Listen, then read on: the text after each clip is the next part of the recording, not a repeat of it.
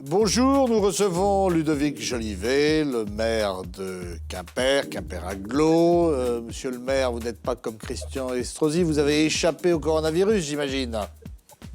Oui, mais les Bretons ont été très, très raisonnables. Et effectivement, il fallait faire attention. Mais je pense que ceux qui ont eu le virus l'ont eu bien avant la période de confinement. Mais effectivement, il y avait un risque pendant cette campagne d'attraper ce virus. Il y a un risque pour les hommes publics qui voient beaucoup de monde, effectivement. Et oui, on serre beaucoup de mains, on voit beaucoup de gens et on aime bien le contact et fait partie de notre ADN, malheureusement. L'autre jour, quand je vous ai appelé pour vous proposer de participer à cette émission, vous participiez à une remise de colis, c'est ça, dans le cadre de l'aide alimentaire, de la banque alimentaire? Oui, en fait, je participais à la remise de chèques alimentaires pour les familles les plus défavorisées de la ville de Quimper, les familles qui sont dans les tranches 1 et 2 de la cantine, où la cantine coûte 50 ou 83 centimes. Et effectivement, quand les enfants restent à la maison, ça coûte bien plus cher aux familles. Et nous les avons accompagnés par un chèque de 150 € par famille et plus 50 € par enfant. C'était nécessaire parce qu'effectivement, ça coûte un enfant en primaire à la maison. Quand il mange à la maison, ça coûte plus cher que les pâtes. La rentrée, si je puis dire, entre guillemets, c'est bien passé pour les enfants à Quimper? Oui, nous avions convenu que les enseignants devaient eux-mêmes décider la méthode dont ils voulaient travailler. Et on n'avait rien à leur imposer. Si nous avions exécuté à la lettre, au détail près, le protocole sanitaire du ministère, on aurait été dans la difficulté importante. Mais aujourd'hui, ce protocole est dans les grandes lignes appliqué. Les enseignements qui ont commencé la classe sont plutôt satisfaits de cette première semaine. Et par conséquent, oui, il fallait bien sûr un retour des enfants à l'école dans un mode dégradé. Et j'ai vu des enseignants aussi qui ont passé 2 mois en télétravail avec des enfants. Et ils ont appris aussi à manier cet outil numérique et de travailler comme nous le faisons aujourd'hui. C'est différent pour eux. Le face-à-face qui était l'école de la République ou même avant la République est changé. Et aujourd'hui, on démontre qu'on peut apprendre par la télévision, on peut apprendre avec un enseignant qui donne les codes d'accès aux images, au son et à l'image, grosso modo. Et je pense que c'est une nouvelle ère d'apprentissage qui s'ouvre devant nous avec justement le télétravail et l'enseignement à distance. Les masques, vous en avez commandé? Nous étions les premiers à commander les masques avec l'entreprise Armand Lutz bien connue. Et nous les avons reçus pour partie et nous faisons la distribution à partir de demain pour les personnes de plus de 70 ans. Mais c'était le grand combat, ces masques. Depuis le début du confinement, où pendant le confinement, il a fallu en distribuer au personnel des EHPAD, des centres de soins. Ça a été compliqué parce il y a eu une inflation importante dans les masques et ça a été douloureux, effectivement, à certaines reprises parce que nous avions ces gestes barrières à mettre en place, mais aussi ces gestes barrières mobiles que constitue le masque. Et je pense que le péché originel, d'ailleurs, de l'État, du gouvernement, a été cette réserve stratégique qui n'existait plus. Et ça les a un peu coincés dans leur ça les a conduits à raconter des choses fausses. Beaucoup de choses qu'ils auraient dû éviter. Et ils n'ont pas eu les coups des franges, malheureusement. Moi, je ne jette pas la pierre, parce que gérer une crise dans un contexte comme ça, il n'y a pas de notice d'emploi. Alors, certains ont fait mieux, certains ont fait pire. Nous, on n'a pas été extrêmement mauvais. Et je pense que le gouvernement a voulu sous-estimer la difficulté de ce virus, la dangerosité de ce virus. Et ensuite, nous n'avions pas les masques pour faire la guerre. J'imagine que vous souhaitez que le deuxième tour des municipales ait lieu à la fin juin, c'est-à-dire le plus vite possible. Je sais pas. Je sais pas, parce que aujourd'hui, on est dans le déconfinement. Beaucoup de gens sont sur les plages, dans les magasins. On risque d'avoir une remontée de gens contaminés en juin. Et le risque, c'est d'avoir, en période électorale, avoir des difficultés, voire des urgences et la réanimation à nouveau remplies. Donc vous n'avez pas de préconisation, vous? Moi, je suis extrêmement prudent parce que les élections, vous savez, on est en état d'urgence jusqu'au 10 juillet. Faire des élections en état d'urgence, il faut que les électeurs soient dans le coup et en vie. Je crains que le porte-à-porte, les meetings soient interdits, les démarchages un peu particuliers font que cette élection, ce deuxième tour, sera un peu biaisé. Mais vous ne pensez pas que l'énergie que vous avez déployée depuis 2 mois peut vous servir pour être confortablement réélu? Oh, bah, mais je pense. Mais donc, je pense que c'est. Le contraire. Non, bien évidemment, non, mais l'intérêt là-dedans, c'est que tous les maires qui étaient en exercice ont fait leur boulot. Et je pense qu'on a bien démontré notre capacité de pouvoir nous adapter aux règles que donnait l'État. Mais je ne sais pas, il n'y a pas de bonne solution. Personne ne nous dit qu'au mois de septembre, octobre, les conditions sanitaires seront bonnes. Donc il n'y a pas de bonne manière. Non, puis il y a quand même un enjeu, c'est de relancer la commande publique en 2020. C'est évident. Mais aujourd'hui, voilà, on est de toute façon, il y aura un maire, et dans toutes les communes de France, il y aura un maire au mois de juin ou au mois de septembre. On a beaucoup parlé des défaillances de l'État, donc vous le soulignez. Est-ce qu'une nouvelle étape vers la décentralisation est nécessaire? Bien sûr, ça me semble évident. Parce qu'on a bien vu le tandem que nous avons engagé entre les communautés d'agglomération, de communes avec la région, fait que ça a été extrêmement rapide et fluide. Et par conséquent, si nous pouvions effectivement gérer un certain nombre d'éléments de crise économique au plus proche du concitoyen, je pense que ça irait plus vite. Comme on fait les Allemands, en fait, hein, avec des budgets, avec une vision peut-être de la nation qui est incarnée par le préfet. Mais en tout cas, effectivement, si nous avions les moyens de pouvoir travailler, d'anticiper, je crois que nous serions les mieux placés en termes de région pour pouvoir combattre et être d'avant-garde. La réouverture des plages, j'imagine que c'est un motif de satisfaction, mais ça n'a pas été simple. Le tandem Ferrand-Le Drian a un peu poussé aussi au plus haut niveau de l'État. Le préfet n'avait pas forcément une loi pour passer les décrets. Vous l'avez vécu comment?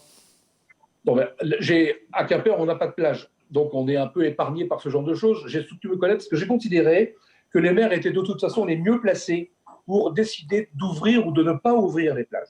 Et ça s'est fait intelligemment avec le préfet d'ailleurs.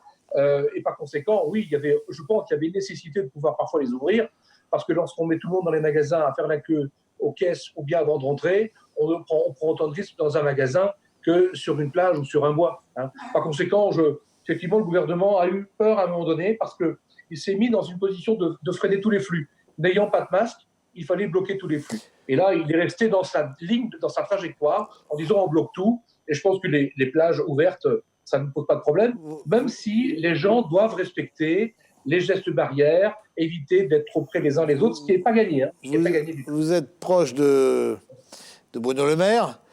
Est-ce que lui, oui, il a respecté les gestes barrières? Il s'est un peu précipité pour remplacer le Premier ministre à Matignon. Il a fait campagne dans tous les magazines. Est-ce qu'il n'a pas été un peu trop vite en besogne? Non, mais peut-être, mais il faut que le ministre, en tout cas le ministre de l'économie, soit quand même présent pour assurer le monde économique. Et je pense que les propositions qu'il a faites vont dans le bon sens. Et d'ailleurs, la région a bien collé à tout cela. Et par conséquent, la reprise économique va être un sujet majeur, parce qu'on sait très bien qu'il y aura une césure, une crise énorme, et on n'a peut-être pas pris encore conscience de tout cela, pas vraiment. Donc Bruno Le Maire a fait son job. Qu'il ait envie derrière de remplacer le Premier ministre, en tout cas, ce n'est pas les confidences qu'il me fait, bien évidemment. Et par conséquent, non, je crois que chacun doit jouer son rôle. On a vu des gens comme le ministre de la Santé être plutôt performant dans sa gestion de la crise, d'être clair dans les propos. Le Premier ministre aussi, d'ailleurs, qui a été extrêmement limpide, à la fois dedans et à la fois dégagé. Donc, je pense que le Premier ministre a calmé le jeu et ça a été plutôt performant dans cette période. Vous parliez des difficultés économiques qui nous attendent, et il y a tout de même le problème du tourisme, qui est un problème important, avec une grande entreprise, donc Sana Holidays, qui est proche de votre territoire, qui est devenue une grande entreprise nationale de tourisme, avec aussi un peu le risque que ce type d'entreprise ne soit pas pris en compte dans les aides, parce qu'elle est finalement un peu trop grosse. Est-ce que vous avez des préconisations, des réponses à y apporter, des messages à faire passer, notamment au ministre de l'économie que vous connaissez si bien? Je crois que c'est le caractère même des Bretons dans cette période où tous les Français vont être dans la difficulté, toutes les entreprises, que ce soit Salin ou d'autres ou Armor-Luc qu'on connaît bien, toutes ces entreprises-là vont être dans la difficulté parce qu'on va changer nos modes de consommation. Puis il y aura une période de latence, une période où on ne va pas avoir l'esprit peut-être à se déplacer.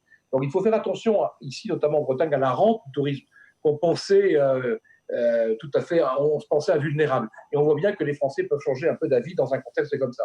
Donc il faut que, c'est bien le caractère des Bretons, l'engagement, le côté celte des Bretons, et non le côté latin. Ça sera une force, l'abnégation des Bretons qui est forte, et je pense que c'est ça qui portera notre économie. On a la chance d'avoir des territoires extraordinaires, on a la chance d'avoir une économie agroalimentaire qui se porte plutôt bien, et ça, nous aurons besoin toujours de continuer à manger.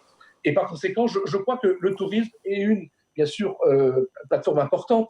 Et je crois en tout cas que le rôle de l'État aujourd'hui et de la région, c'est de soutenir et d'accompagner les entreprises dans la difficulté. Et elles sauront nous le rendre après.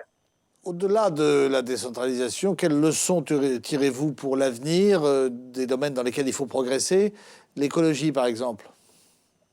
Ben, aujourd'hui, nous sommes tous écologues. On a tous compris qu'on ne pouvait pas abuser à la fois de l'espèce et de la matière première. Mais nous avons aujourd'hui, il ne faudra non plus prendre en otage et que les écologistes nous disent nous avions raison.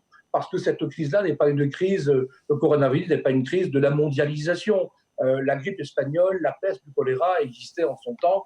Et par conséquent, aujourd'hui, on subit la nature, parce que ce virus, c'est la nature.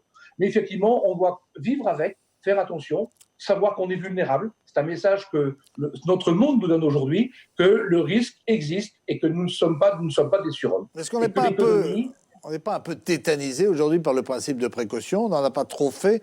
Finalement, il y a des pays qui s'en sortent beaucoup mieux en confinant moins par contre en traçant beaucoup plus.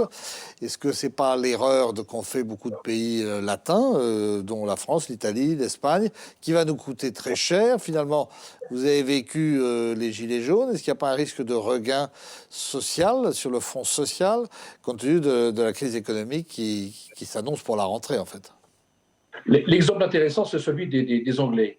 Le Premier ministre anglais a dit « Tant pis, ce sera la part du feu, il y aura des morts, tant pis, l'économie doit subsister. » L'Américain, c'est pareil, il a fait exactement la même chose. On s'aperçoit qu'une fois qu'on est concerné par la maladie, et le Premier ministre britannique a changé de fusil d'épaule après. Mais ça, c'était la part du feu. Au Brésil, pareil. Non, je pense qu'il n'y avait pas de méthode. Seulement, effectivement, il va y avoir une césure une césure importante dans l'économie, mais ce n'est pas l'exemple américain qui est le bon. Enfin, je ne crois pas. Ce n'est pas l'exemple anglais avant que le Premier ministre soit contaminé. Je crois que la bonne mesure est de dire j'ai des mesures de protection, je continue à les travailler. Parce qu'effectivement, il ne faut pas que le virus fasse plus de dégâts que l'économie fasse plus de dégâts que le virus. Le virus, c'est 27 000 morts. Et le risque derrière, c'est qu'on ait des gens pénalisés, des gens sans emploi, des gens à bout de souffle, qui ne savent plus à quel ça se vouer, et qu'on ait une économie, oui, complètement sur les genoux, malheureusement. C'est le risque. Et là, l'État doit investir. Seulement, l'État, la différence avec les Allemands, c'est que nous avons un peu moins de moyens que les Allemands, et c'est un peu plus compliqué. Mais je pense que la réaction, justement, l'apport des milliards et des milliards nécessaires, c'est de l'investissement nécessaire pour sauver notre économie et sauver finalement notre nation. Ludovic Jolivet, je vous remercie. On se retrouve demain avec un nouvel invité sur TBO et TV Sud qui sera Nicolas Druz, le représentant d'un groupe de presse taïwanais qui organise un grand concert pour l'Afrique en début de semaine prochaine. À très vite.